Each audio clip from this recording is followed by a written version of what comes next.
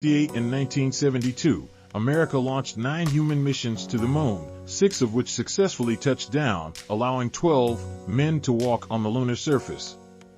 NASA's next chapter of lunar exploration, called Artemis, has the task of not just going to the moon, to create a long-term human presence on and around it, but also to prepare for ever more complex human missions to Mars.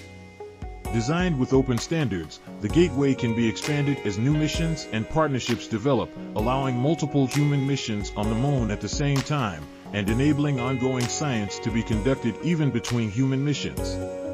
The Gateway is also capable of adjusting its orbit to allow access to every part of the moon.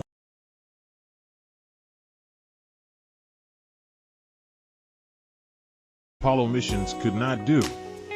But the real key in this approach is placing Gateway in a unique halo orbit to perfect the maneuvers needed for Mars missions. Returning to our crew as they approach Gateway, the Orion must match the elliptical orbit of the station in order to successfully dock. Once on board, pre-selected crew members transfer to the lunar lander while those assigned to Gateway remain on station. The lunar lander system itself is built for 3 unique steps: descending from the halo orbit of Gateway down to a low lunar orbit, descending from low lunar orbit to the surface, and once the lunar mission is complete, launching from the surface of the moon and ascending all the way back to the orbiting Gateway.